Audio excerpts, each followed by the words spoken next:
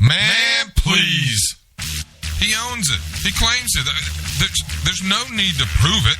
It's okay. You'll come back tomorrow. I tried digging up a bush yesterday. Big mistake. I saw a guy on TV yesterday. I swear he drew his beard on with a dull Sharpie. Start spreading the news. Yeah. Can a brother get a sandwich up in here or something? The cops and the firemen were kicking each other's butts. Man, please. Man, please. Man, please. Can we get on with it? Good day, everybody. It's a glorious day today. It's Wednesday, February the 25th, 2015, 6 p.m. Glad everyone is joining me today. Thank you for your support and encouragement to my friends and the folks out there that enjoy my shows and encourage me to keep on keeping on. So I'm going to keep on keeping on. I want to encourage you to go to the Man Please Show Facebook page and like the page. That helps a lot. It allows me to share my episodes with more and more people, and that's what I want to do. That's why I do this. So if you would do that, that would be awesome. Also, feel free. I have a website, manplease.com. It's that simple. You can go there, listen to episodes, check out a little backstory about myself. I've got several pictures up there that you can look at, check out. And so I would appreciate that and encourage you to do so. Also, the show's phone number. And by the way, you're listening to the Man Please Show. I'm your host, Trog. I forgot to mention that, just in case you didn't know what you were listening to. All righty. So the show phone number, which you can call during the show and be on the air, or you can call anytime, really.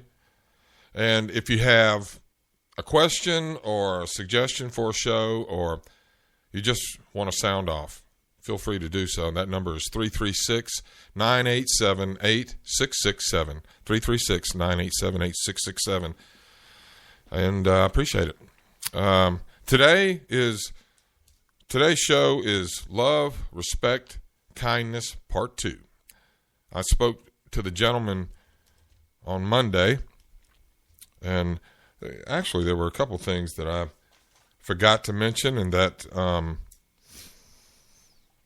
didn't run out of time. I could have talked longer if I chose to, but I want to keep the show as close to that 30-minute time slot as possible, because maybe one day I'll be on an actual radio station, and I have to keep it on time. So I try to do that, try to practice that. You feel me.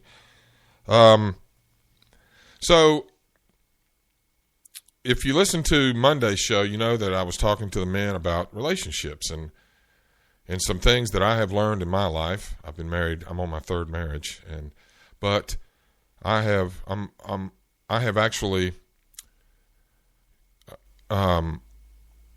attempted, and I think successfully in many areas, to grow from my past marriages and the mistakes that I made. And I have attempted to take responsibility for those, and in doing that, I learned that, I don't want to keep taking responsibility for my screw-ups. I want to improve and grow and change and become a better version of myself. I think that is the whole purpose of life. To me, for me, my life is I started off as one person. I was raised and became a man, and I was one man. I was who I was then. And I think the meaning of life is to start off as one person and grow and grow and grow and become the best version of yourself that you can be in all areas of your life. Father, husband, son, employee, community member. And so for me, that's been the whole purpose of my life, is I enjoy the process of change and improvement, and I enjoy the results, because the results just make my life better. and more peaceful. I'm a man that enjoys peace. I don't like chaos. I don't like confusion. Confusion. God is not the author of confusion, and that's the truth. And so I enjoy the process of growing and seeing the successes that I can make in my life. And so I wanted to share that with men, and I feel like I have something to say to the ladies as well, and that's who I'm addressing today, the ladies. And I want to preface everything I say today with this statement.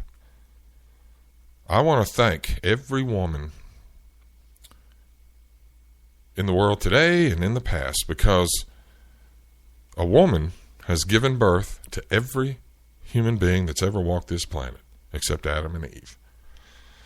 A woman gave birth to the Savior. So a woman has given birth to every person, man, woman, in this world, and that's ever walked the planet. So mad props. Because if it was up to me to keep the world populated by giving birth, nope, it would stop right here. The genetic pool would end with the trog. The trog. I'm not the trog. I'm just trog. So,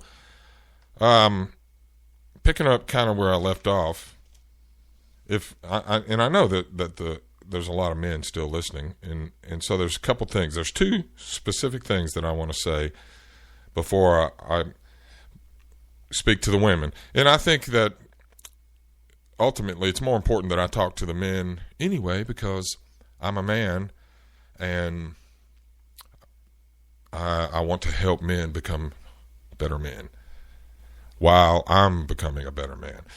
So one thing I forgot to say is, men, don't cheat on your wives. Don't be a douche and cheat. Okay, that's despicable. I have no respect for that. And there's no excuse for it either. You can come up with all the excuses you want. You can say, well, she did this, well, she did that. What are you doing? You're deflecting your responsibility onto her because it's your fault.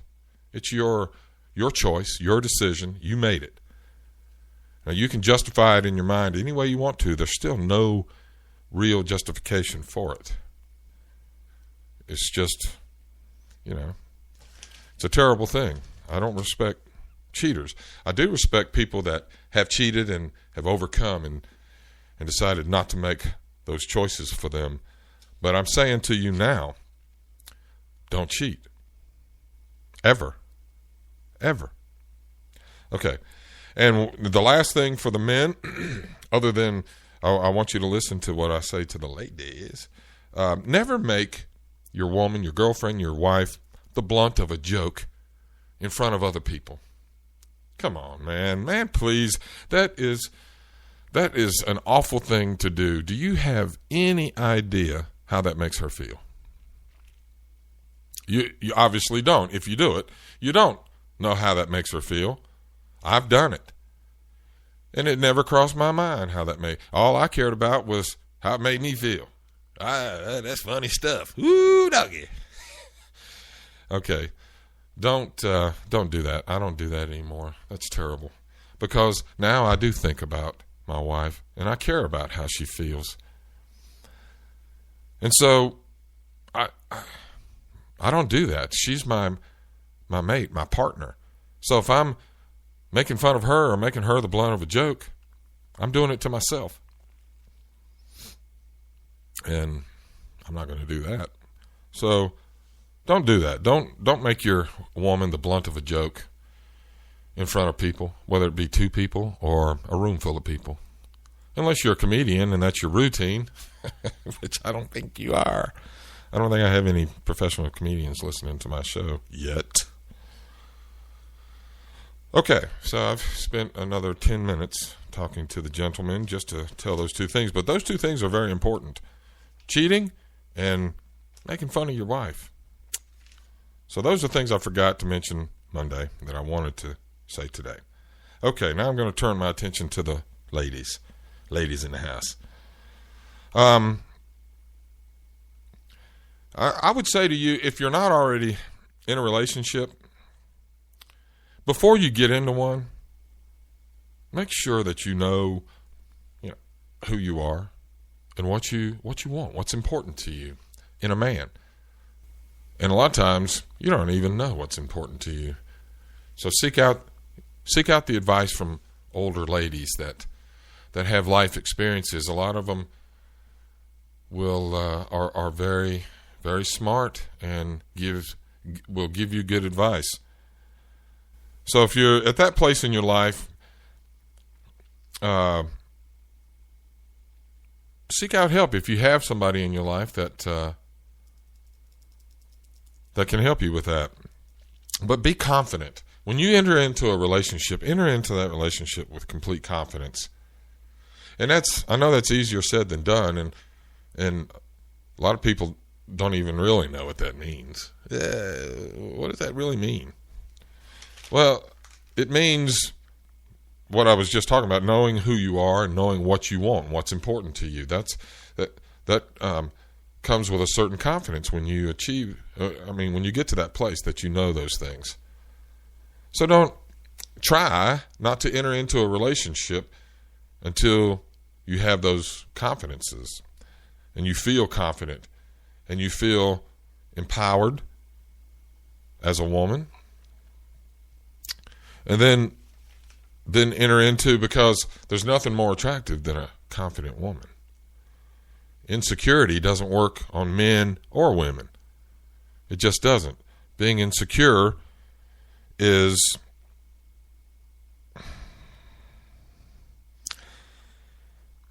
it's the door to so many other issues.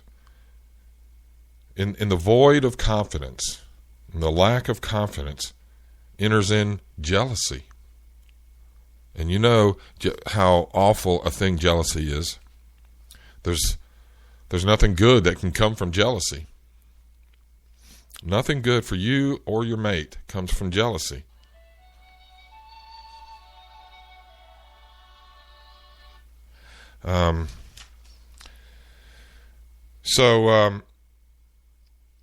Jealousy enters in. Fear of loss enters in. You become afraid of losing, and I know that's kind of vague. I'm afraid of loss, but fear in any form is not healthy. Well, I'm not a psychologist, so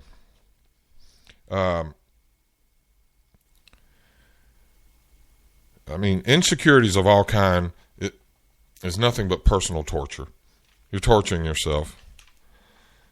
And I like I said, I'm not a psychologist, so if you struggle with insecurity, I don't know how to tell you to get rid of it. I used to be insecure.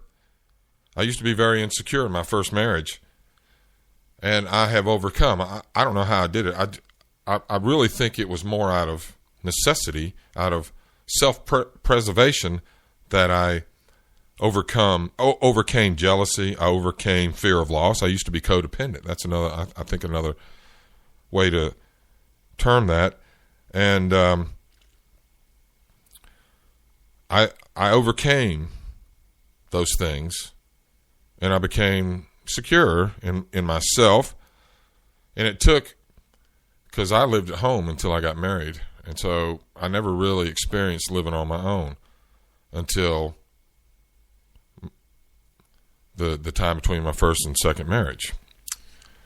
And the time between my second and third marriage, I was alone, but that was a time for me that I was able to grow and learn a lot about myself and redevelop my confidence, because I'd lost my confidence. I'd lost my identity in my second marriage, and I needed to regain those things before I was going to become a suitable mate for anybody. And I knew that. And I knew that I really didn't want to go through the hassle of dating. I don't enjoy the process of dating. And so I didn't. I just focused on myself. God put a good friend in my life that encouraged